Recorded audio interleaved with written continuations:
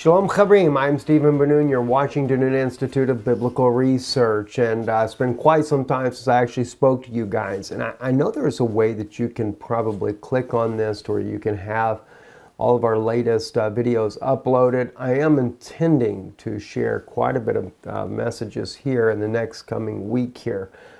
In fact, it'll probably be day after day for a little bit here, especially because of course, we've been all week in the Passover week, the Exodus journey, and I haven't even begun to teach on that at this time of year, which I like to try to do. Of course, I've been very sick as well, just been struggling along with Israeli News Live, making sure we keep the news up and running, but it's more important to speak about biblical things that are happening than I think it is to deal with news, and I've really kind of shirked that responsibility, so I apologize for that. I wanted to come back, though. This was something I was sharing on Israeli News Live the other day, but the video had stopped recording because the memory card had filled up, and I didn't realize it was that full. On Daniel 11, beginning there with verse 39. But I wanted to come back to this because I really felt like that what got cut off, a lot of people have no idea what you were missing on that, so I really wanted to come back and fill that blank spot in here on Danun Institute. So let's get right into this. And by the way, today was a priestly blessing in Israel. Just for those of you that are not familiar with this, this is part of the Passover ritual in Israel. And the picture really here does not even do it justice here at the Wailing Wall, the number of people that are packed in there. If you've ever been in Israel during this time, that is the day that more people than any other time will go to the Western Wall. Unbelievable, unprecedented number of Jewish people will go there. And we're talking about, well, they have on there 80,000 people, excuse me, packed at the Western Wall there. And even all the way down through the Jewish quarter, etc., while the wall is all packed out, it'll be packed out through there as well. I mean, practically cannot even walk. There'll be so many people.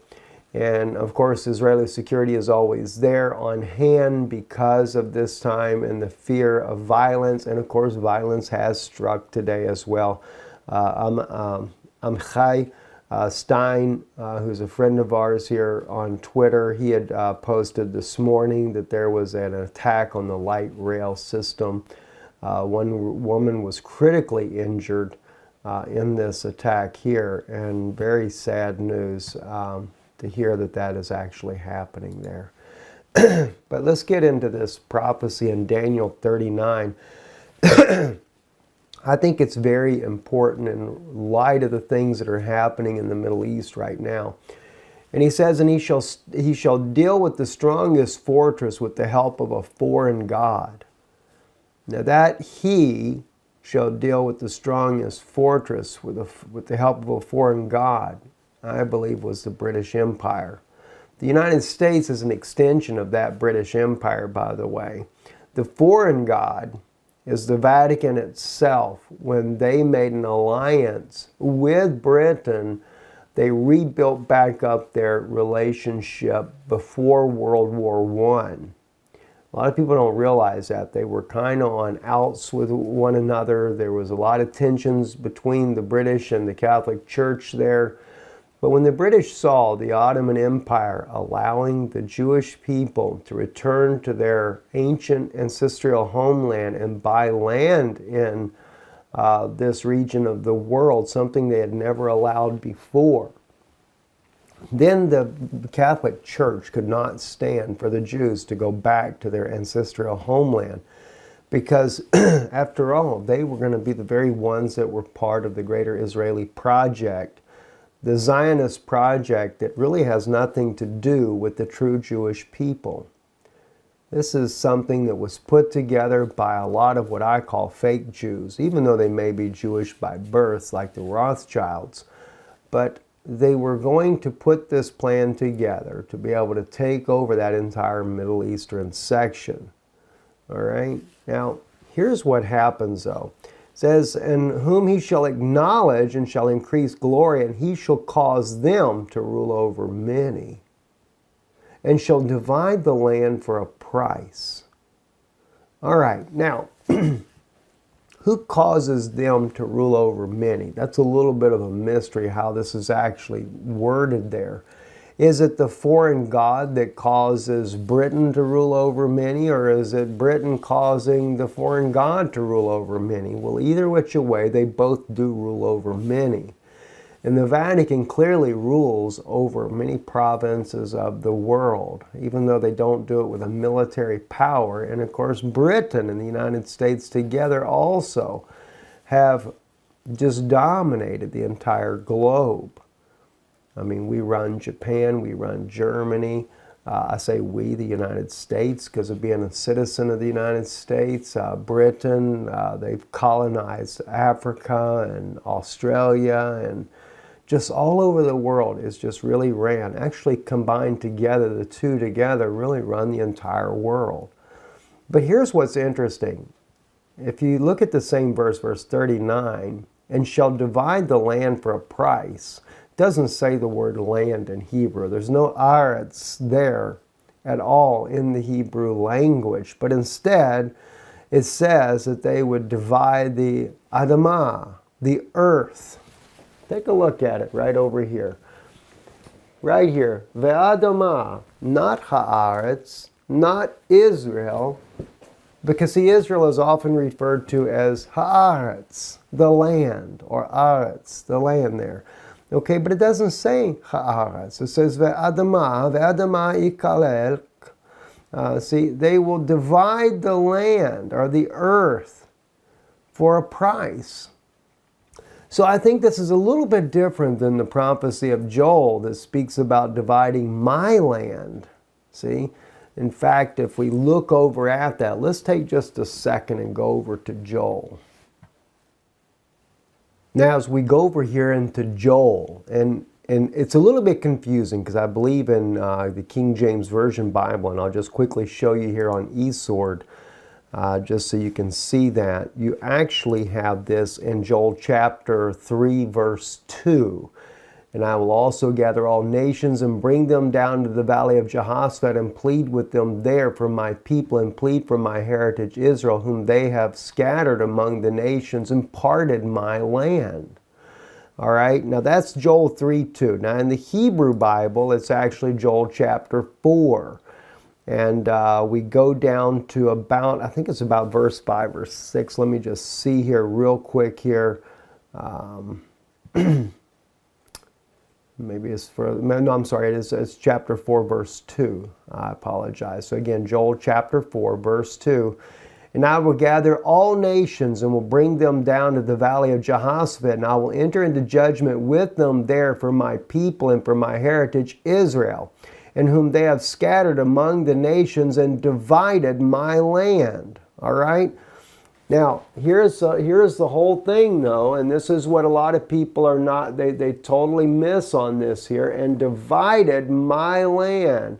Ve'aratzi, see? That's my land. Ve'et aratzi, God saying my land, see? Chiliku, chiliku. They have divided my land. Again, now you're dealing with aretz, which is the way it is referred to Israel in many cases in the Bible there. But in Daniel, it's not talking about the aretz, it's talking about the earth. They divide the earth for a gain.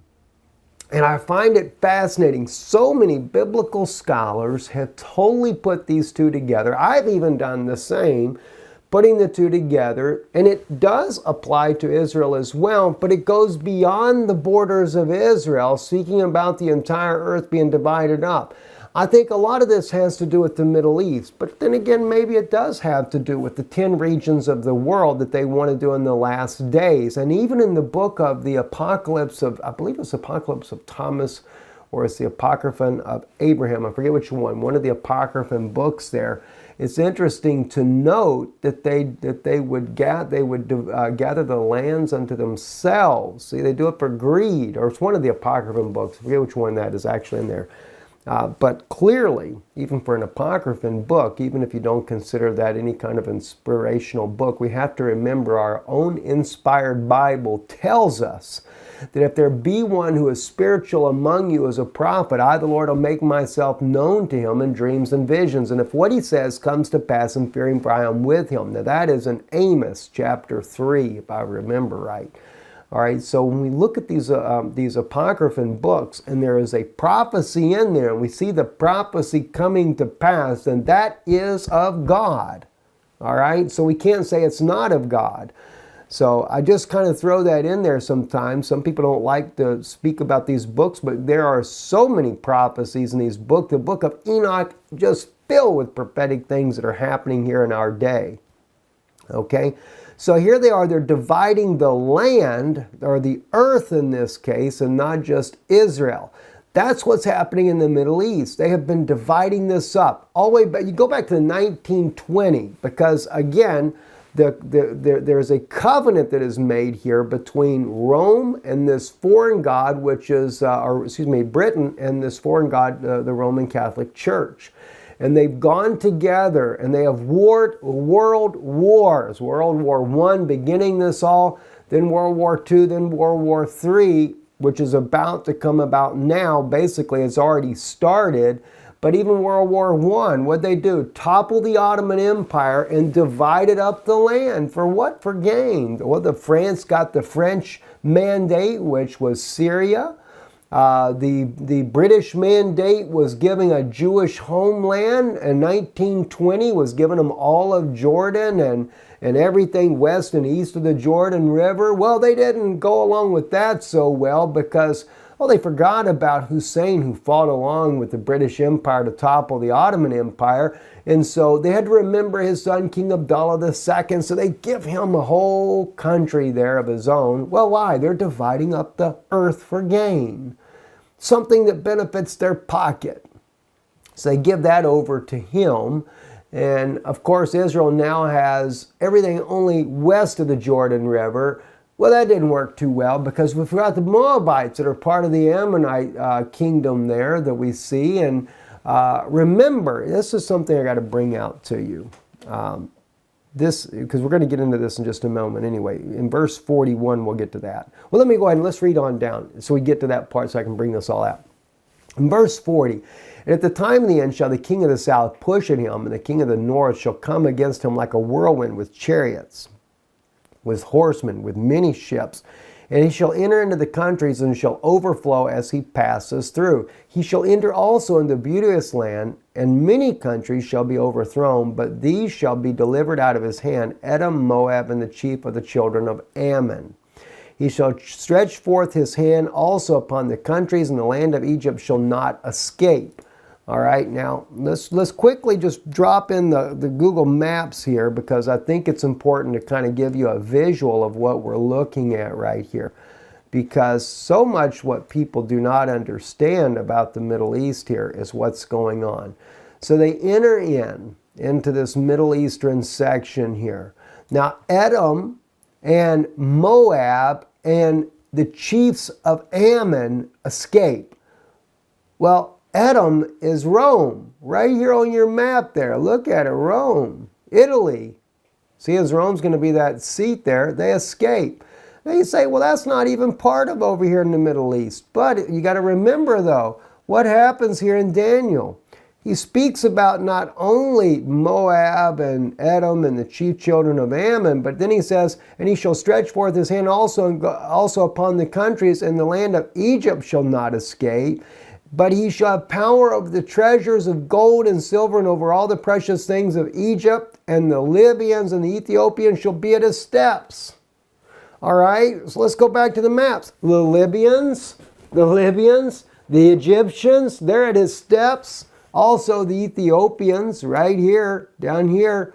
That's in the Slovak language there, so they have it a different name. But this is Ethiopia here. This is all at his steps. And right now the Catholic Church is, along with the United States and the British there, they are conquering Ethiopia through another coup, just like they did with Egypt and Libya and all these countries along here. But what did they do? Now notice the scripture says that they enter into the land. All right, watch what he says here. All right, so he shall enter also into the beauteous land, and many countries shall be overthrown. It's not just Israel. This is not Joel's prophecy, friends. Many countries shall be overthrown. Doesn't even begin to name all those countries. Why? Because maybe they're not countries of that. I don't know. Let's look. So what do we have here? He does. He enters into Iraq, overthrows Iraq. Really, we overthrew Kuwait as well. Even though we delivered Kuwait, we still have conquered Kuwait. Saudi Arabia, well, they're at the beck and call of whatever the United States says, right? All right, so we have Syria becomes a French mandate. They don't overthrow Jordan. That's interesting. Why? That's the chiefs of Ammon. They gave them that country. This used to be all promised to a Jewish homeland. Why? Well, it was part of the greater Israeli project. But they're not going to overthrow that because that's not what they wanted to do. But notice this. This is what you need to see here. And also, they don't overthrow Moab. In ancient biblical times, this here, well, down here was called Edom, but the Edomites moved to Rome. Because why? David and Saul overthrew Esau's children, but only one escaped, and that was Hadad. What does Hadad do? Hadad flees down here into Egypt, and he goes over there, and the Pharaoh raised Hadad as his own son. And then when he becomes of age and David is dead and now Solomon reigns, what does Hadad do? He asks this Pharaoh if he can go back to his homeland. Well, he doesn't go back here to where his homeland is. He goes to Syria and becomes the king of Syria. But he also has Pharaoh's wife's sister to be his wife. But he comes and reigns over here. Later he moves into northern Africa. Why? Because he's part of the Egyptian Empire. And then they go, according to Obadiah, and they rule in modern-day Italy in the Roman Empire. All right? So, but it speaks about this being Esau. This was Ammon, and here, not up into Damascus, but in this area right here, this was the Moabite children. Now the Moabite children are on this little thing that looks like a kidney sitting inside of Israel there, and that's called the West Bank. All right?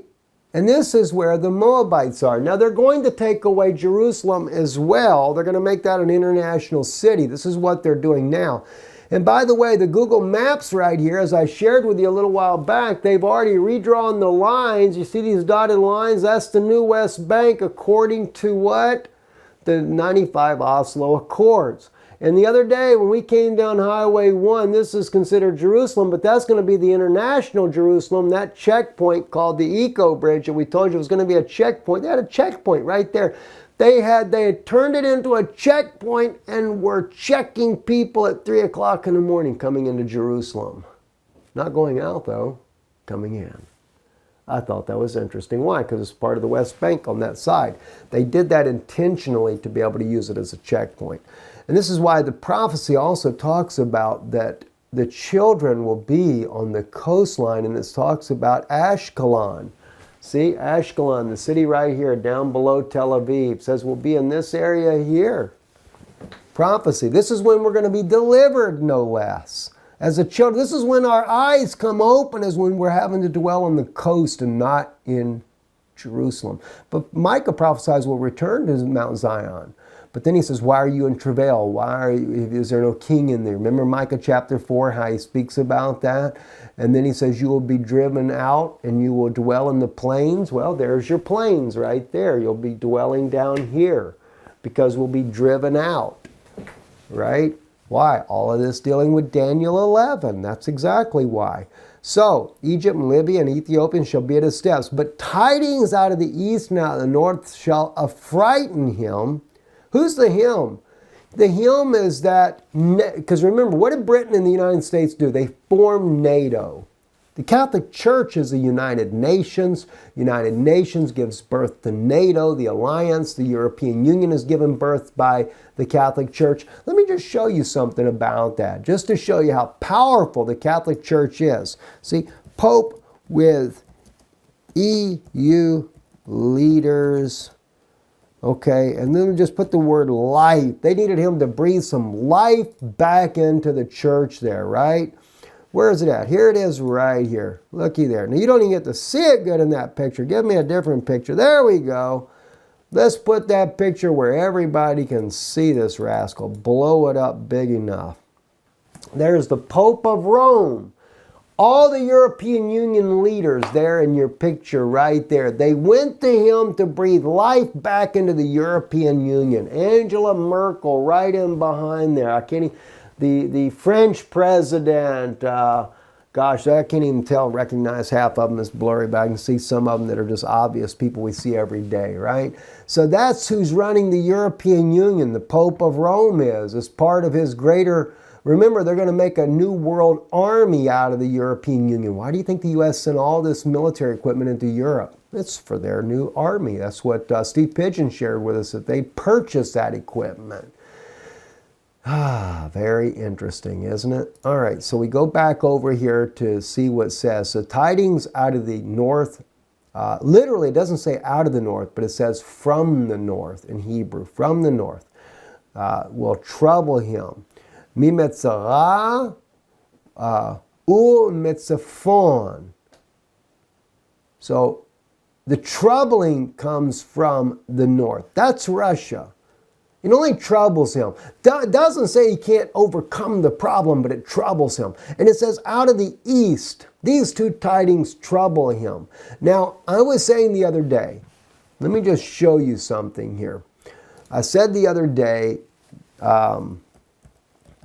that I was beginning to think that maybe China is working with the United States to overthrow North Korea. All right? And I could be wrong on that. It's really difficult for me to tell what's really going on. All right? And then my good friend Lorenzo here on Already Happened, he shares this article. It's a Taiwanese article here.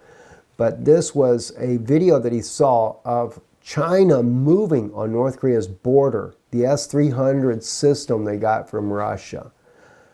Now, we already know, and it is a fact, they moved 150,000 troops to the northern border of North Korea. Now, I haven't looked to see exactly where this group is here yet, not via a map as of yet, but they moved these here. All right, here it goes. China's northeastern Shendan Highway, suspected of emergence. Okay, but let's see. Well, we won't. It doesn't really matter where they go into at this point here.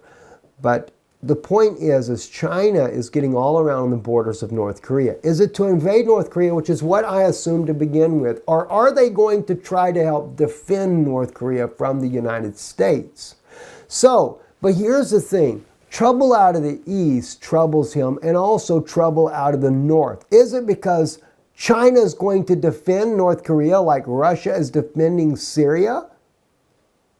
Or is it North Korea, period, because North Korea has nuclear weapons? Maybe North Korea is that trouble that bothers him. Nonetheless, no matter which way it is, maybe China's come to the rescue of North Korea like Russia came to the rescue of Syria, and that's what's troubling him.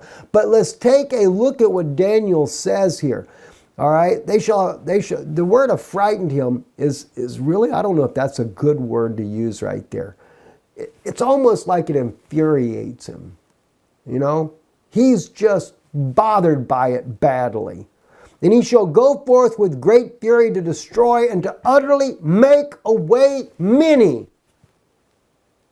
Goes with fury now. Now remember that the king of the north, friends, is the Pope of Rome. It's not the President of the United States. It's not the King of England. It's the Pope of Rome.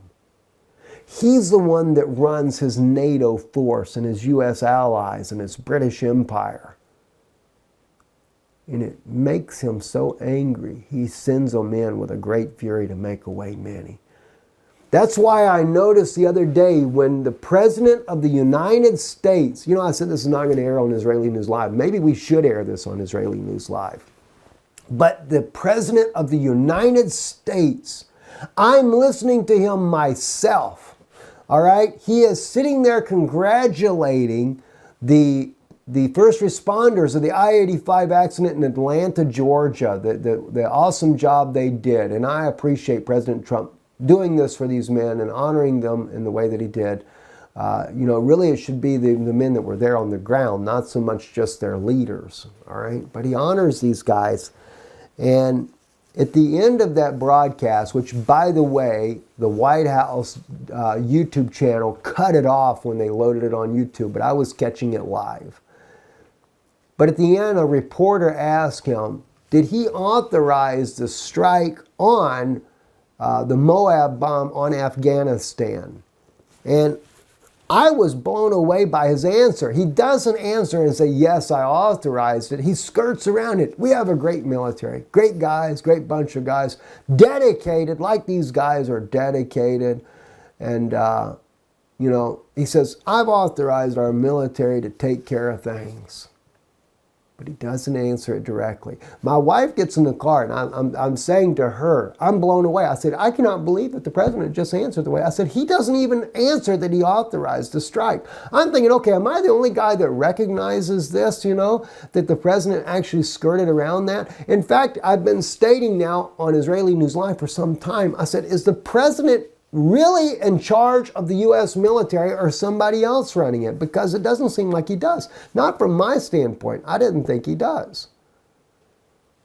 And I wasn't the only one that noticed that. Then the next thing I see, TASS Russian news, Sputnik Russian news. And some people think, well, Steve, you're just a Russian agent. I get that. We get it in the comments. We just delete those kind of comments. I am no Russian agent. People forget that we're here in Eastern Europe, which was former part of the Soviet Union. My family speaks and understands the Russian language as of growing up in that. So we have utilized the gift that is in my family that understands the Russian language to be able to research Russian news, to give a heads up for those on Israeli News Live of the things, the way that the Russians are thinking and what we see coming that we don't get to see in the Western media. And some people, it's really funny, they say that the Russians support Stephen Ben-Danon. No, it's the kind giving of those that follow in America, Canada, and Europe, places like that. In fact, I don't think we've ever had a gift from Russia at all. I believe that there are believers, Christian believers in Russia as well, but I know that they have a very difficult time in life as it is. And so I would rather see them put it to feeding their families in the first place. But anyway, that's really nothing to do with that. The point is we research from the Russian side because it gives a balance to what's going on in American media, especially with so much propaganda. And that's coming out from specialists in America. So when we do Israeli News Live, we try to balance those things out because we do see so much propaganda. And I see it on the Russian side as well. And we expose that when we see it on the Russian side too. Just strange things sometimes that happens. Like one thing that I was able to run into, never could understand, was Russia was already giving Russian passports to Crimean citizens 10 years before 2014. But then I began to understand why, because the Crimean people had been doing referendums for almost 20 years to go back to the Russian Federation. And the Ukrainian government was refusing them every time. But that's an internal issue. But nonetheless, we see these things and we always try to balance things out. Don't want to get off onto that. Let's go back into this teaching here. Very interesting. So anyway, these issues from the north and from the east have frightened him. And this, I have to tell you, friends, I'm sharing some of this thoughts here with you as it's laying on my heart.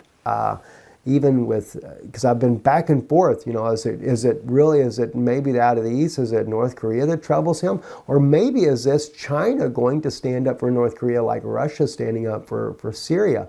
And that's something totally new. I never thought about that until I'm putting this together. So I don't know. Really don't know the answer to that. But nonetheless, I do know that NATO is going to send all their ships, all their war people. They're going to do what? Make away many, kill a lot of people. Just like when President Trump dropped this Moab bomb in Afghanistan. Friends, do you realize how many innocent children were killed because of that? And people applaud this and they say, oh, this is all great and everything. He's getting rid of ISIS in Afghanistan. what happened to the greatness of America where precision-guided bombs were used in order to take out those that were the evil ones so that you could spare some of these children? You know, you drop that big of a bomb. I mean, my God, how many women and children that don't want any part of this ISIS, like you have in Mosul? How many women and children are just used as human shields? And they tell you this, they testify this afterwards, but they come out all mangled up from all the bombs, you know? And not to mention, it was the United States that created ISIS in the first place, under Barack Hussein Obama. Maybe they should have called him Barack Insane Obama. Jeez. So we go into verse 45. And he shall plant the tents of his palace between the seas and the beauteous holy land, holy mountain, and he shall come to his end, and none shall help him.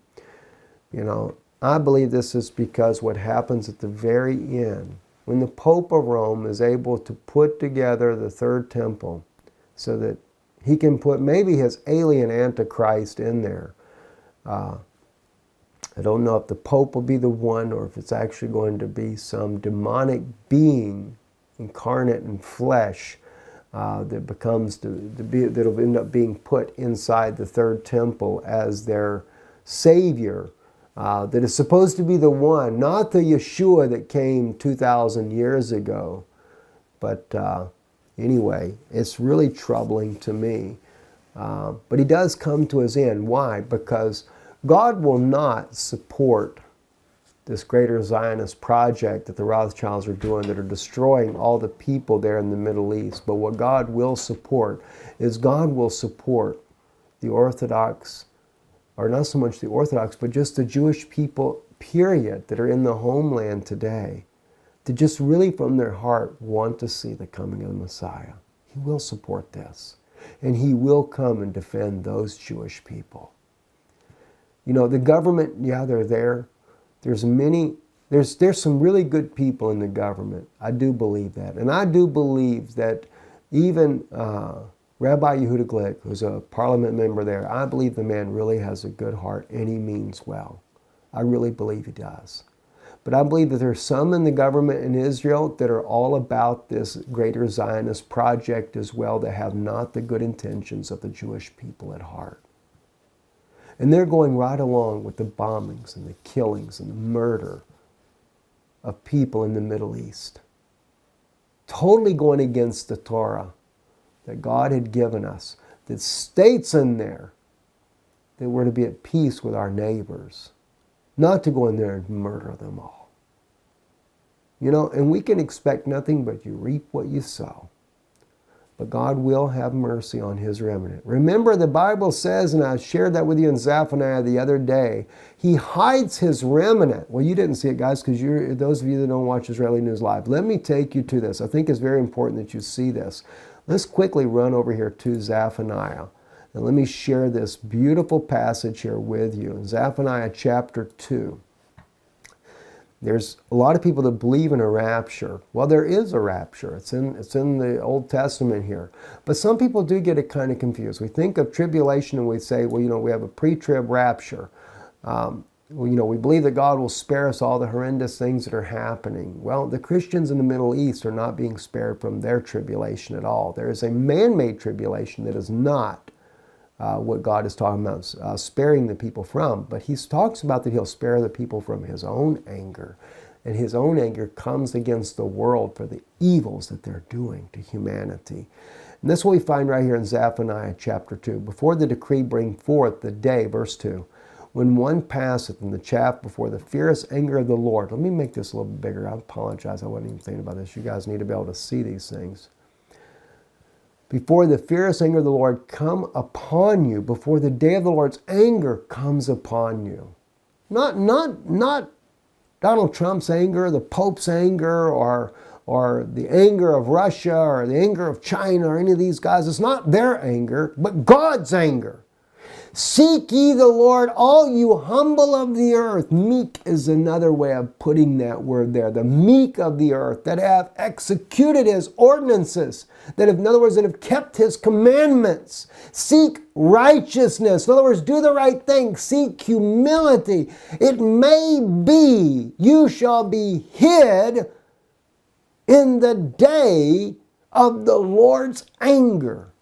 So there is a hiding away of who the meek or the humble of the earth. See, those that are willing to do righteousness, the right things, that keep his commandments, the ordinances. You know, let me just, out of curiosity, meek of the earth. Let's just define this. Let's see what is the meek of the earth. Well, the meek shall inherit the earth, the Sermon on the Mount that Yeshua gives. Yeshu is actually the way his name was given back during the times of the apostles. You know, I saw this in vision, and I wasn't even going to say things to people about it. But I did. I saw this in vision not too long ago, and I came to my wife and I told her, I said, you know, I've seen in vision the time when Yeshua was on the earth, and I was watching the apostles as they spoke to him, and I heard them call him Yeshu. And I'm like, I didn't know that. That's weird. You know, and I thought that was just something I just kind of keep to myself, you know. But as I began to see that, I realized, actually when Yana did the interview with Rabbi Ariel Cohen, which I'd like to air that on this channel as well for you guys. Some people misunderstand him, and that needs to be addressed as well. But he says to Yana in the interview, he says, you know, Jesus, you call him Yeshua. He says, but Yeshua is not what we called him. He said, the Jews never called him Yeshua back in his day. He said, they called him Yeshu. And I'm like, are you serious? And he spoke about how that the ayin, the letter ayin at the end of Yeshua, he said he is Yeshua. He wasn't saying that he's not. Yes, he is Yeshua. He says, but during these times here, we didn't use the letter ayin as a vowel. We did not add a sound to it. He said, so we actually called him Yeshu. And I'm like, that's very interesting. And it confirmed what God had placed in my heart. So anyway, what does blessed are the meek mean? The third beatitude is blessed are the meek, for they shall inherit the earth. Jesus' words also from Psalm 37, which says the meek will inherit the earth there. Well, I was hoping we'd get just a simple definition of this. But anyway, take a time, look it up, and go back and look at the Beatitudes as well. I'm Stephen Benoon. You're watching Israeli News Live. I trust this has all been a blessing to you, especially what we have just spoke about here from Daniel, from verses 39, chapter 11, all the way down to 45.